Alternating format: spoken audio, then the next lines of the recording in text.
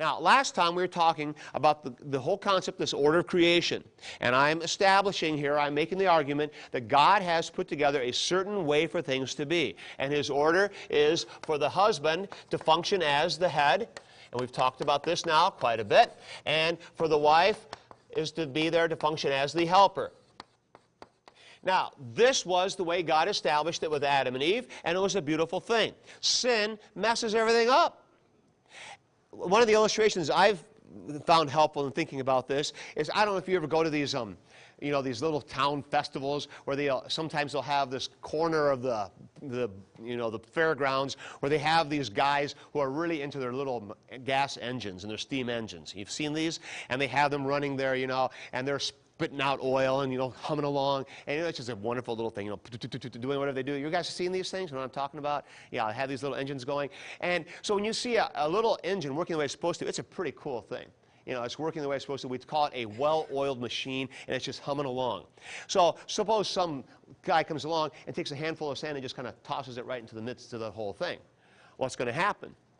It's not going to just blow up, but the whole thing's going to get all messed up. It's not going to run quite right. It's going to start, grinding and, missing. It's not going to sound the way it's supposed to. It's still working, but ain't what it was. And that's how we should think about what's gone on since the fall. The mechanics are still there, but the whole thing has been shot through with sin, and it's like someone's just dumped a bunch of sand into the works. It doesn't work quite the way it's supposed to anymore. And it's not as fun as it used to be. And it's not as pleasant as it used to be. And sometimes it's a pain. And sometimes it's just downright unpleasant. And that's often the way it is with marriage. And those of you who have been married for more than a week know about this. And you know the reality that it's a blast, and there's exciting moments, and there are times which are less than exciting.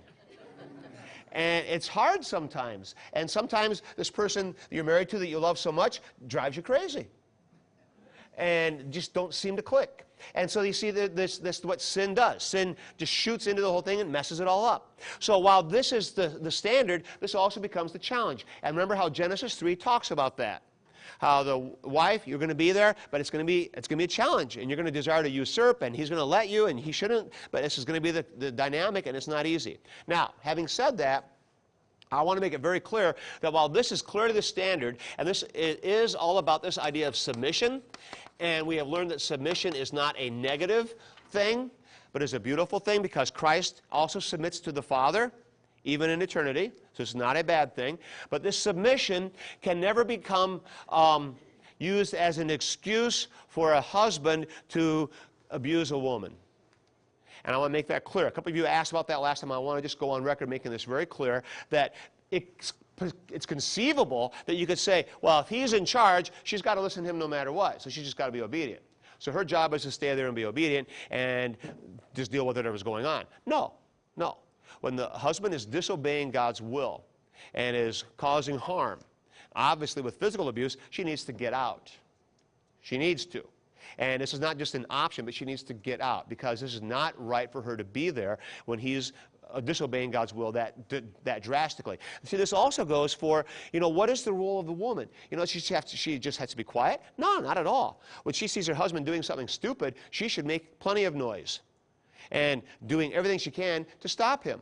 So if he's making dumb financial decisions or causing harm to the family or, leading into ruin, she does not sit back and say, well, he's the husband. No, she's also got a voice, she's got a mind, and she does everything she can to try to win him.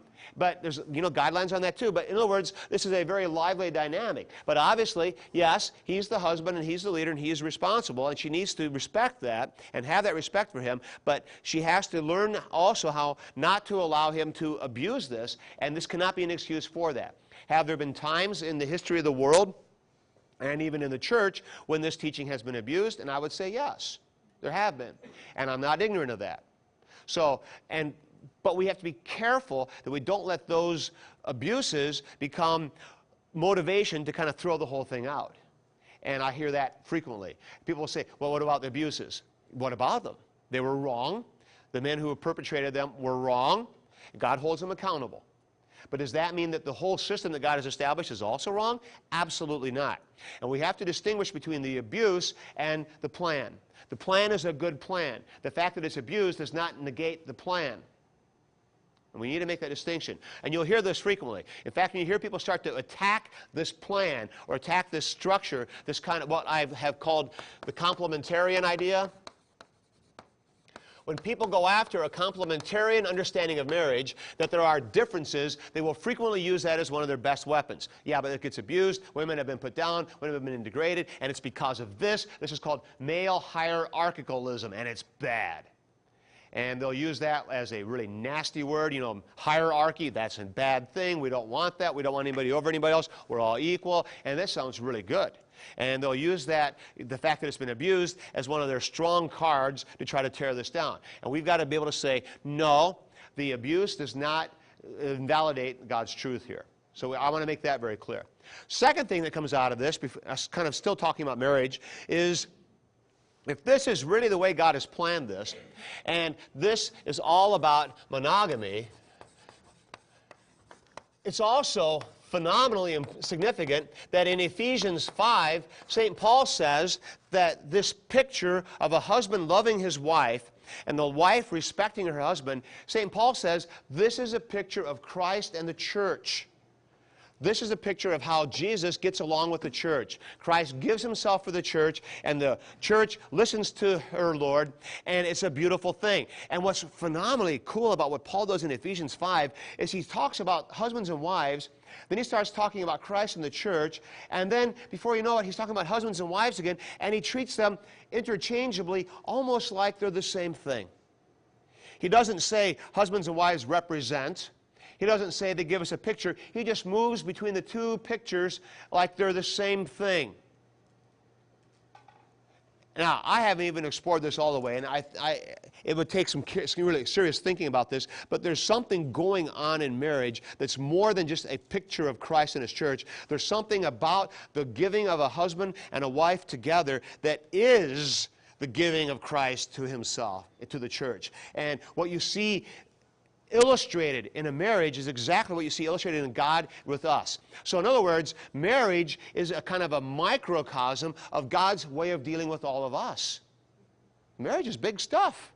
That's why it's really important. That's why it's really important we get it right. So with this kind of high level of monogamy and this beautiful picture of what marriage is, where does divorce stand in God's eyes? Now you begin to understand why Scripture says, I hate divorce. And why God has no patience for this. Now, does he allow it? Yeah, but whenever he allows it, it's always because of your hard hearts, because of sin. We have to recognize divorce is always an aberration. And I know this is a sensitive topic because divorce is so widespread in our culture, but that's why we need to talk about it. Because divorce is wrong. It is. And anytime there's a divorce, something's gone haywire. It's never God's plan, clearly. So we need to treat it that way. I think we in the church have made some really bad moves when it comes to divorce. Because right now in the church, my sense is we've become pretty comfortable with divorce. It happens, we wish it wouldn't, but you know, it happens. You know, oh well. And a couple gets divorced and we think, that's too bad. Oh well, let's move on. And we act like, well, you know, that stuff happens. I think maybe the right response is, that can't happen. Can't happen. And if it must, if you've got like, you know, a huge situation, all right, you know, maybe we need to. But instead of just kind of being so comfortable with it, we need to recognize this is really kind of an affront against the very plan of God. And it's a tragedy of huge proportions. So when people say, we don't care about each other anymore, I think we're just going to get divorced and we'd both be happier, I look at them and say, no, you can't. You made a choice a long time ago. You're stuck. You can be happy in eternity, but for now, just be married. You know, it's a sad kind of truth, but if God doesn't want you married, he can always end a marriage. Yeah. Real easy. Well, I facilitate divorce care at our church, and I came here because I always want them to understand what their relationship is about. Yeah. So I wanted more material to Okay, good. combat that. Yeah. And I do have people who are separated, Yeah. and I'm adamant about talking about the importance of that relationship. Yes. And how the outcome comes with the kids and all that Yeah, kind yeah. of stuff. So I'm really focused on that aspect and the healing of other people. All right. Because it's a horrible thing. Divorce is a horrible thing. And we need to realize the consequences of divorce go beyond you and your spouse. They go beyond you and your kids. It just kind of spreads out into all of society. There are enormous consequences for this, and we need to take it a little more seriously. Even the sociologists are beginning to take it a little more seriously, but they don't like talking about it because a lot of them are divorced. You know, who wants to deal with this reality? But the facts are there. And this is a very difficult thing. Now, here's what's interesting. Should we be surprised that there are such huge consequences? Not really, when we think about how God has wired it together. When you violate the natural law, you always pay a price. It's just the way it goes, guys. And, you know, I've given an illustration. You violate the law of gravity, you will pay the price. Like it or not. You can hate gravity, you can hate what it's doing to you, you're still going to hit the ground. There's just no way around it. And so you can say, I don't care about God's laws for marriage. You know, I want to be happy. Go for it. I'll guarantee you one thing. You will not be happy. It won't be. You can put on the facade, you can play the game, you can do all you want, but it ain't going to happen. Because if you're living at odds with God's plan, it's just not going to happen. And you can beat your head against the wall, you can chase every blind alley you want, you can buy all the toys you want, you can chase all the guys and gals you want, it ain't going to happen. Just the way it is. And I don't have to be a psychologist to tell you that. All I got to do is look at the theology here. You can't violate God's will and expect to thrive. It doesn't work that way. And we all know it from experience. We don't like to talk about it very much, but it's true, and we know it in our guts. And it's too bad that I didn't in my generation have a class like this so that we could understand what a healthy relationship. Well, I agree. It's nice if you learn these things, but I'm not always sure if knowing it makes a difference either. I mean, we're broken people and we like what we like, which is often sin. But you're right. It's good to know the truth, and I'm trying to make the best. That's why I'm here. I want you to hear these things as well. I agree. How should the church respond to couples that are already divorced, unbiblical divorce? Okay, so you've got a couple that has been divorced. You can't go back and undo things. Sometimes you can. I mean, if they're divorced and there's not a remarriage yet, then I would encourage them to work it out, get back together. And I did that several times in my ministry. I think that's good. If they're now onto a second marriage, well, you don't do two wrongs to make a right. Well, we'll divorce this one, go back. No. I mean, you've got to deal with the reality you've got. And we all know how messy this gets. So we've got to deal with these things and accept, there is forgiveness for every sin, even divorce, obviously. So it's not like once you're divorced, you're a pariah, you're out. I'm not saying that at all. But what I am suggesting is we as the church and as the community of the church maybe need to be a little more stringent on, no, you can't go divorcing your spouse so cavalierly. I'm not going to let you. You can't do that. And, if the church would say that to a few more people, maybe we'd have a lower divorce rate. But I think the church usually says, oh, that's too bad. We'll be here for you. Yeah. In fact, the church has a higher divorce rate than the society, and I think that's because we presume on God's grace. Well, God will forgive me because that's what He's good at. And so I'm not going to worry about it. But I beg to differ, because I think what happens is that people who are not in the church are the ones who are not seeking this divorce care. They're not seeking the care. The thing is that they don't want to get divorced. Your members don't want to get divorced, but they have another partner who does. All right. Well, that could be. All right, I don't want to get too distracted here. All right, one more quick one. From Malachi, it says, I hate divorce. Right. God says I hate divorce. And it goes all the way back to Genesis, because it says in verse 15, has not the Lord made them one? Right. In flesh and spirit they are His. And why one?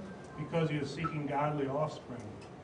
Is that why he hates? No, this marriage is the foundation, and everything, the whole family depends on it, all society depends on it, because this is the idea of the concentric rings is not by accident, because you've got the family at the center, and then the church is built off of that, and all society, and the family is the key thing. So as the family goes, essentially, everything else gets affected by this, and this is a scriptural way of thinking about this. But the world does not operate this way. Think for a minute, and I'm really getting far afield, but this will prove a point here.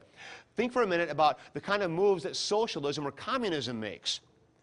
They undo the family. The family is not important. I spent some time in Latvia in August, and they were telling me stories about when they were under the Soviet Union, and they said family was discouraged. The key relationship was work. You went to parties with your work friends. You did things with your work friends. You went on weekend outings with your work friends, and you were discouraged to bring your spouse because, that's not the primary relationship. So they were actually actively working to undo the significance of family because they wanted society to become the center. The state becomes the center. And so it's actually undoing this. Now look at our own culture, and you see these kinds of trends even in our own culture. And I'll bring up another hot potato. Daycare. Daycare enables us to maybe not function as a family so much. We kind of spread it around a little bit. We're all sharing this. Well, see, it's eroding the core family. So many of our things, the busyness of so many families, there's no time for family anymore. You hear this a lot. Well, what's happening to the family? It's not being family. It's eroding this core thing. It happens, and it's not accidental that it's happening. All right, now, next thing I want to talk about a little bit more. I talked about the differences between the sexes, and I've mentioned this book by Stephen Rhodes, and I wanted to give you just a little more, some of his stuff. I'm going to actually read from this a little bit for just a few minutes because I want to substantiate, because I feel like it's a little thin and you might not be buying this. So I want to give you just a little more substantiation for the differences between the sexes. And this is significant. The sexes really are different. And by the way, we talk about the differences between the sexes and not the differences between the genders.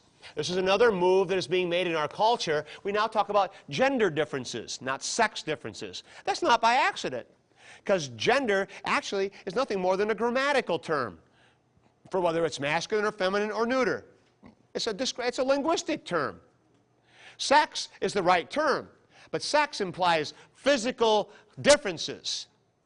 And gender implies more things we kind of choose. It's a little softer. It's a little more malleable. Sex is so hard-edged. But these are sex differences. God has made sexes. They're distinct. There's male. There's female. That's it. There's no third category. But our culture doesn't like that so much. So these differences are really there. So some examples. I'll just read it here a little bit. Many educated, non-academic feminists also become more open to the arguments for the centrality of sex differences after they become parents. This makes good sense because many sex differences become apparent at an astonishingly early age, well before society has had much of an opportunity to shape preferences, character, and behavior. And they often occur in families that are determined to raise gender-neutral children. And here's my favorite example from the book. The mother of one such family wrote in the 80s of her Herculean efforts to bring up a peaceable male 3-year-old in left-leaning Berkeley. The men in the area raised funds for the nuclear freeze movement. The women walked in anti-Reagan marches. At home, the only television her son ever watched was Sesame Street. There were no toy guns in his home or in the homes of his 4 closest friends. The local toy store didn't even carry toy guns. Nevertheless, the boy seemed to be obsessed with guns. He quickly learned that Tinker Toys make wonderful guns. And one of his male friends found that even waffles could be used to shoot his dad at breakfast. As soon as the boy learned to switch TV channels, he turned from Sesame Street to what he called shooting cartoons.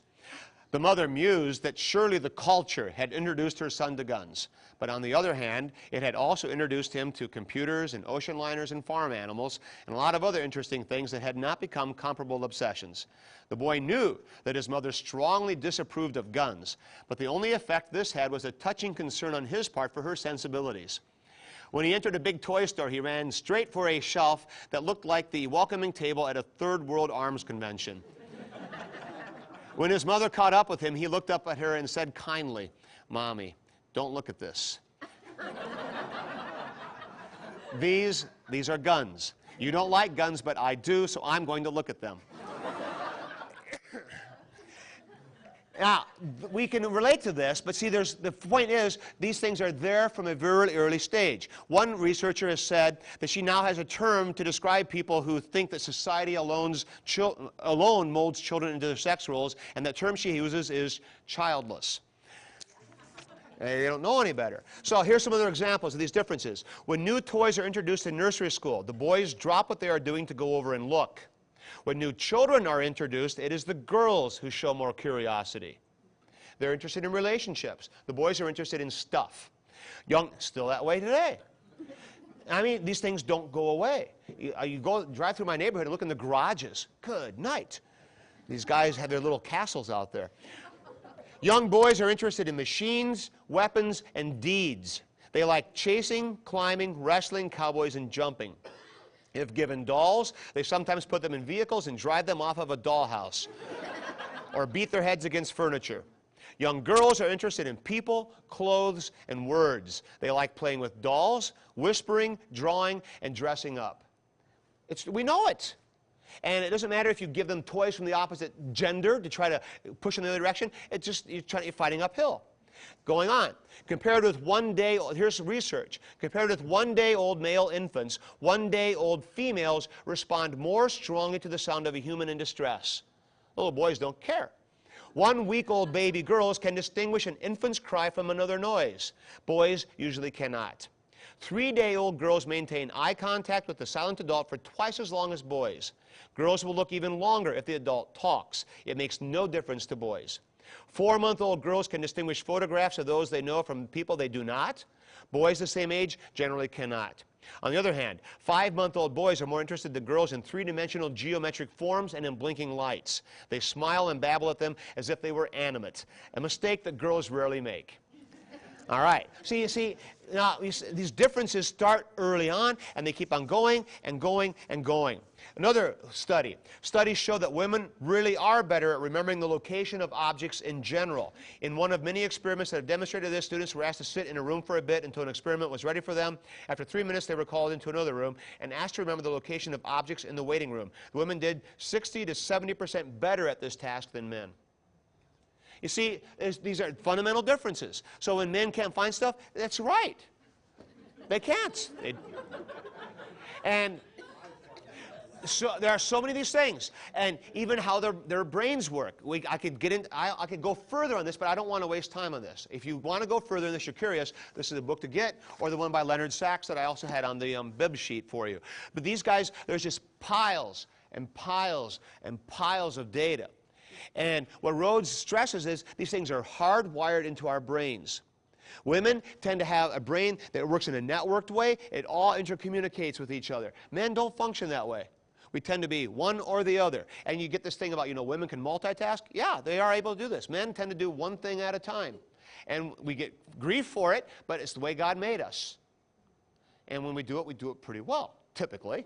But you see, these are just fundamental, basic differences. You say, well, there's a slight. But man, they just play out in so many ways. And so many of these things we just get used to. We kind of expect them. And we just, well, that's just the way it is. And we say, well, society made us that way. That's the mistake that we make. Because that's what the move of the feminists was starting in the 50s and in the 60s. The only reason there are differences is because culture makes us that way. Well, this research is saying wrong.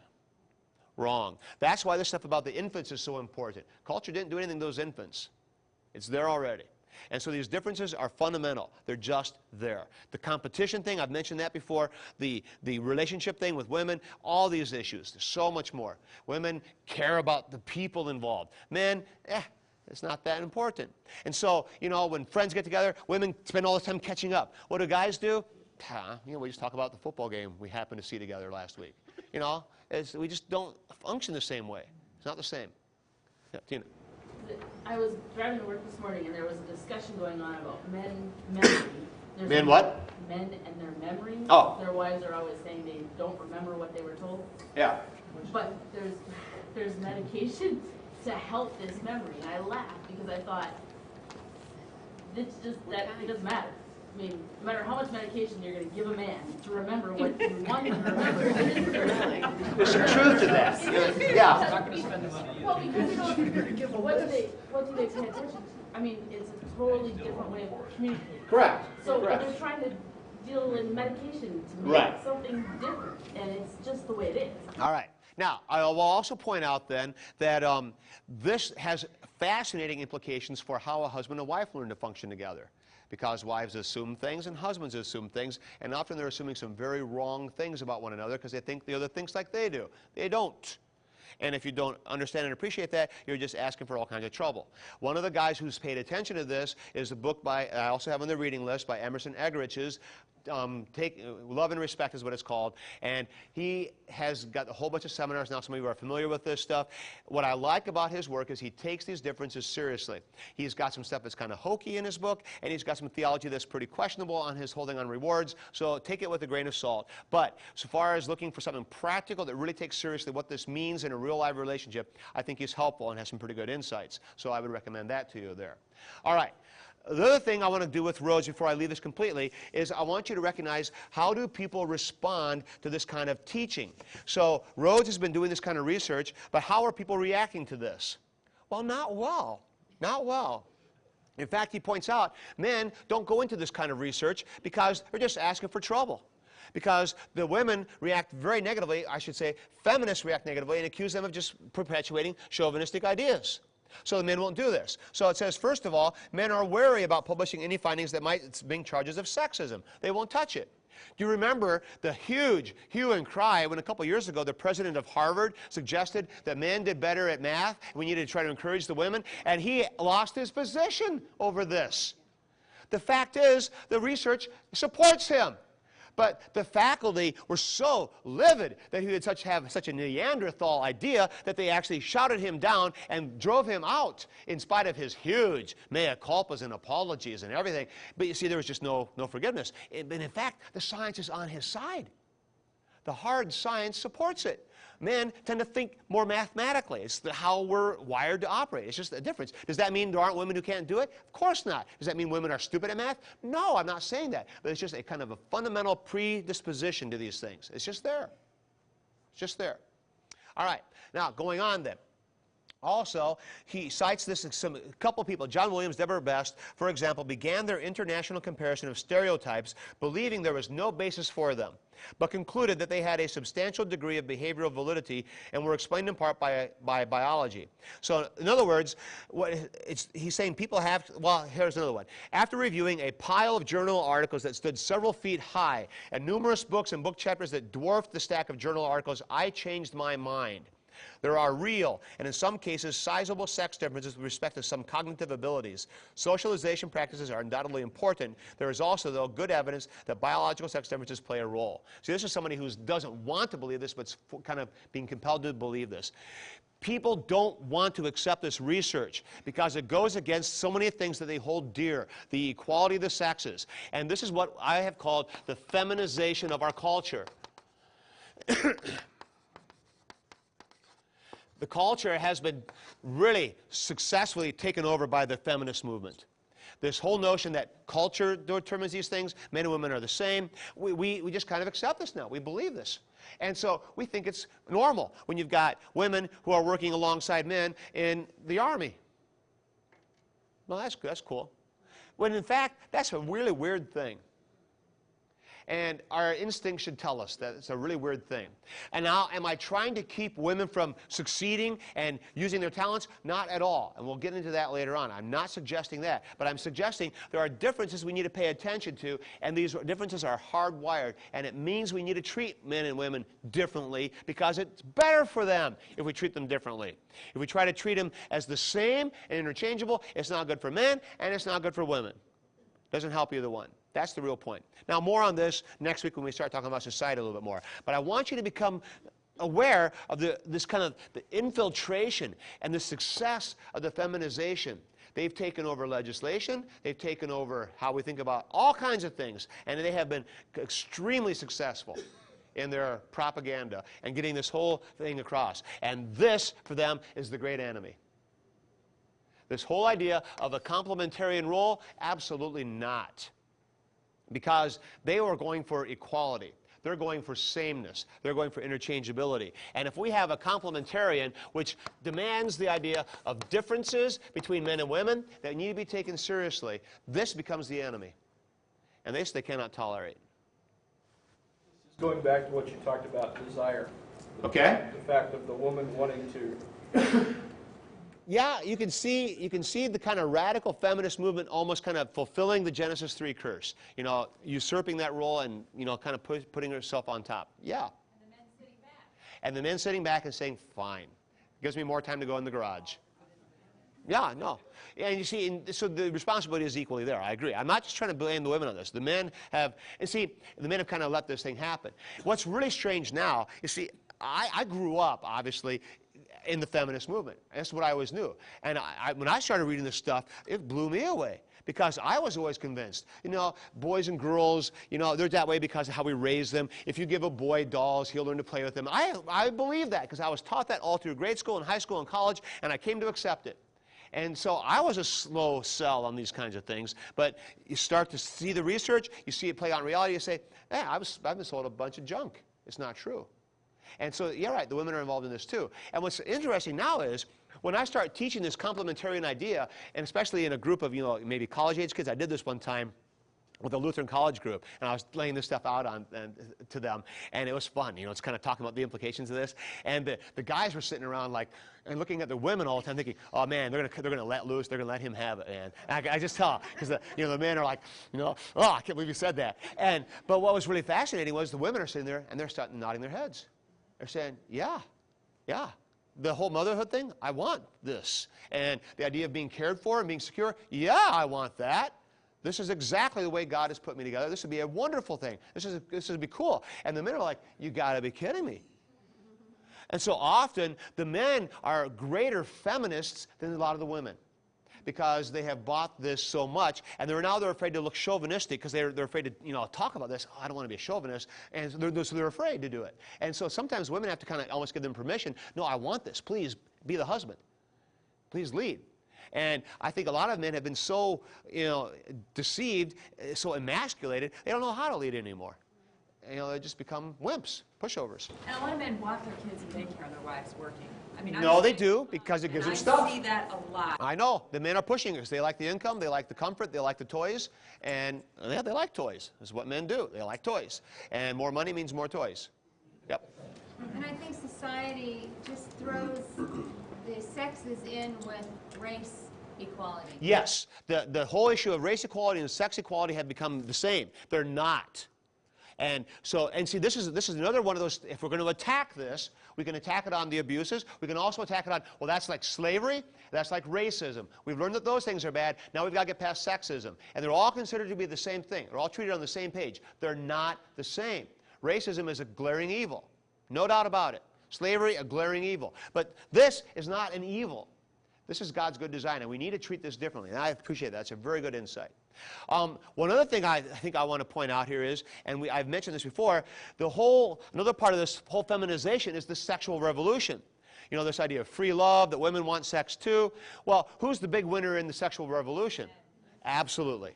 Men are the winner in abortion too. The men are the going away winner in this whole thing. And if you want to talk about men putting one over on women, it's the sexual revolution. But women are hanging on to it like this is our big freedom. The pill is our free thing. We finally achieved equality because of that. No, this has put you under the slavery like you never had before. Because now you've become the ultimate toy of the man who just go around from one to the next, and they have no restrictions and no cares. It's totally opposite of what you would think it would be. All right. So, yeah, go ahead, Kath. Are you all done with this? Because I didn't want to interrupt. Well, what I wanted to do is go back to divorce. It made me think of what is God's plan for if you lose your wife or husband, they just die. Is it in God's plan to go on and get married again? If you lose a spouse through death, is it okay to remarry? Yeah, certainly. I mean, God intends men and women to be together, so it's not a surprise that a couple wants to be married, and because that's kind of how God wired us to be. If you're able, St. Paul and Jesus both say, if you're able to stay single, that's a great thing too. You can serve well as a single person, serving others who are married, and so either one will work. But there's nothing wrong with doing that. No. And see, I would not also close the door to if you're divorced, does that mean you can never get remarried? I'm not going to say that's the case either, because marriage is such a strong pull for us, and to say no, you can't marry is almost as cruel as just it's kind of like not allowing there to be any grace. So I'm not making quick, hard and fast rules here. Okay? Never thought about it because I'm not married to it, but I had heard people say, well, I was married once and I can't get married anymore. No, I'm married that's to that not person so. forever. No, that's type of not thing. so. Well, that's what they believe. And I just- I'm not going to go there. I wouldn't support that. Now, if they want to hold on to that and they're encouraged by that, cool. You know, I'm not going to rain on their parade. You know, if they value that relationship so much and their marriage is so wonderful for them, they don't really have a desire to get married again, fine. I'm not going to say, oh, you have to. No, not at all. That's fine. All right, good. So, what I want you to see is kind of the long reach of this kind of feminism because, brothers and sisters, see how neutral I can be, it has reached into the church like crazy. Like crazy. More than we sometimes realize. Because the whole culture has become feminized and the church is not immune to this. And there is evidence for this all over the place. Which leads us now into where I'm finally going tonight. Now, before I though start talking about women in the church and this whole topic, I need to talk about a couple more things just to make sure we get this all clear. First, we've discussed this before, but I want to hit it one more time. This whole idea of the male headship and the wife as helper is known as the order of creation. Sometimes people get all bent out of shape by this term because they think it's just because man was first, you can't build a whole system on that. We're not. What this really means is the design of God, or the divine design, if you like that better, nice alliteration. This is how God put it together. It's a divine design. That's what we're really talking about. That's what we mean by order of creation. But we need to also remember there is this order of redemption.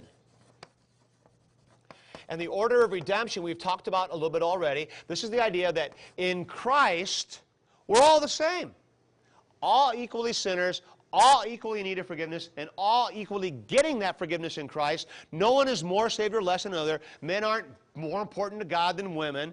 Men aren't more saved than women. This is what we talk about in order of redemption. So here, there is equality before God. So we have equality before God, all equally needed forgiveness, all equally getting that forgiveness from God. In the order of creation, the differences are what are being stressed. In the order of redemption, it's the equality that is being stressed. Is that what Peter is referring to in, I think, 1 Peter chapter 3, where he talks about equal heirs of the promise? Equal heirs of the promise. That's exactly what he's talking about. This is also what Paul is talking about in Galatians 3:28. And Galatians 3:28 is another favorite verse of Christian egalitarians who want to eliminate this complementarian view, because here's where Paul says, neither Greek nor Jew, neither slave nor free, neither male nor female, but we are all one in Christ. What's Paul talking about? Order of redemption. Before Christ, we're all the same. Does Paul mean, then, that the order of creation has been nullified? Absolutely not. And this gets back to what we gave you the first week, the whole idea of the restoring of the creation back to the plan, and then the role of the law being positive. The law is good because the law is what defines and directs this idea of the design. So it's not a bad thing. We're not trying to overcome or supplant this. We're trying to conform to this because things work best when they do. So it's important to keep this in mind. If you get these mixed up, you're in trouble. Because if you get this mixed up, then if you say the order of redemption trumps everything else, then really there's no point even talking about differences between men and women. There are no differences. And everything's wide open. Sarah? Maybe this is something that you can't explain in 1 minute, but I don't remember who wrote it, but something about women will be saved in childbirth. Yes, this is in 1 Corinthians. It's in 1 Corinthians. She'll be saved through childbirth, and it's actually the text is not that clear on what the antecedents are. A quick answer is, I believe that is a reference to the birth of the Messiah, that he will be saved, or she will be saved, however you want to translate it, through the birth of a child. In other words, through the coming of the Messiah, through Christ. And so we are saved ultimately through Christ, and what that's pointing to is that God is going to work through his natural means, and women are being honored because through them will come the Messiah. That's kind of the point of it. Not saying that you get kids, God's going to bless you. That's not what it says at all. That's not the idea. Okay? And you can dig into that more. I can give some references there, but that's the best way to handle that one. All right, now we press ahead. That's the first thing I want to make real clear. Second thing I want to talk about a little bit, in getting ready for where we're going here, Because you know where we're going. Okay, all right. Okay. It's the elephant back there in the room. He's coming up to the front soon. All right. Second thing before we introduce the elephant is we want to make sure we understand about this whole idea of vocation. I could spend 6 hours talking about vocation, but instead I'll give you maybe 6 minutes. Vocation is so important from a standpoint of our Christian life. Vocation literally means calling. And we hear the word vocation, we think career. We think job, 9 to 5. Wrong. It's way too limited. Vocation has to do with your positions in life. Your calling in life. Vocation means the things God has given you to do by virtue of your position. That's vocation. And it was Martin Luther who's talked a great deal about vocation and how important it was. With vocations, it's always easiest to think about yourself. So think about yourself a minute. What vocations do you have? I'll do me. I am a son, I'm a husband, I'm a father, I'm a professor, I'm a neighbor, I'm a citizen of the United States, I'm a brother. All of these are vocations I have. Do I have responsibilities in meeting those vocations? Absolutely. I have responsibilities as a professor. I have responsibilities as a husband and responsibilities as a father. So which one is my vocation? All of them. All of them. Which one's most important? Well, all of them. But can I prioritize them? Probably. And if I'm going to start prioritizing, probably I'm going to go with the rule of thumb I always give is, what is the vocation you've been given that no one else has been given? And for me, well, that's husband. No one else is a husband to my wife. No one else is a father to my children. Those two are pretty important. And then a professor. That's pretty important. But you see, this idea, and you'll hear this often among clergy, that, well, God's first and then family. Yeah, but see, what does God want me to do? Be a good husband, be a good father. So in fact, when I'm investing in my family, I'm doing exactly what God wants me to do. And this notion that somehow my family has to take the back burner because God comes first, I would say is completely wrong. And I find it reprehensible, but I've heard that from too many people. And it's not right. So the pastor who spends 80 hours a week with his congregation and tells his family, sorry, God comes first, is just dead wrong. Not that that happens, but I've heard tales about these kinds of things. It's just dead wrong. Again, was Christian as a vocation? Christian, I would say, Christian permeates everything. It's who I am in Christ. It's my identity. It's not really my vocation. Vocation has to do with more with my responsibilities, what I need to be doing. And so when I gave you those two kinds of righteousness, the vertical gives me my identity is Christian. Now as I go about my responsibilities in the world, I do all of them as a Christian who has been redeemed in Christ, knowing I stand with God's forgiveness. All of the things I do. So I am a Christian husband, Christian father, Christian professor, all those things. And really, it derives how I do them, but those responsibilities are there regardless. And Christian really I wouldn't say is a vocation, because it's not really a task I've been given to do. Responsibility to parents, how does that work? Responsibility as, to my parents, sure. Well, you see, sure I have a responsibility to parents. And you see, your vocations shift as time shifts, too. When your kids are really little, demands are different than they are when they're older. When your parents get older and they start becoming more depending on you again, your responsibilities shift again. And so, yeah, it's a kind of a continually progressing thing. Every day you've got to kind of sort it out, how these vocations work. Now, what I want you to get this most important here is I want you to realize that when it comes to our vocations, probably the most important vocation that any of us have are those to our families. To our families. And this goes kind of the exact opposite of how Roman Catholicism talks about this. Rome talks a lot about vocations, but when they do, they usually mean monks, nuns, priests, those kinds of things. Those are the vocations. No, it's the opposite. Your vocation is doing what God has given you to do, and that means starting at home, obeying your parents, honoring your spouse, raising your children. That's your number one vocation. And I'll get to you in a second here. This is why Luther just railed against the monastic system. He hated it. He hated it. Not only because he came out of it and has survived, but because it was so backwards. Because here's a person who says, I want to serve God. So he says, how can I serve God? Oh, I know. I'll leave society and I'll go live behind these doors and I'll just pray all day. Luther said, you idiot. It's the last thing God wants you to do. Get back out there in the world and do what you've got to do. Quit ignoring your responsibility. Take care of your family. Love your wife. Take care of your parents. Don't go hiding in the cloister. That's wrong. You see, so vocation means doing what you've been given to do in the concrete, mundane, grinded out, who cares, boring stuff of life. That's where you do your vocation. And it's a beautiful thing. Concrete illustration. A woman who's got 3 little kids at home. And pastor calls her up and says, we need someone to come down to church and volunteer to fold bulletins on Wednesday night. Can you do it? So she says, well, I guess. So she gets a babysitter to come and watch her kids so she can go fold bulletins down at church on a Wednesday night so she can serve God. What's wrong with this picture? She's serving God by taking care of those kids. That's what God gave her to do. And what she needs to tell the pastor is, you know, right now I'm being a mom. Leave me alone. I'm serious. And if the pastor tries to guilt her into, but aren't you serving God? She says, yeah, I'm serving God. I got these 3 kids God gave me. Who else is mom to them? Why should I have a babysitter come here and do my job? You see, we've gotten so many things totally backwards in the church because we somehow think that holy service is what you do down at church. That's a monastic thinking. It's stupid.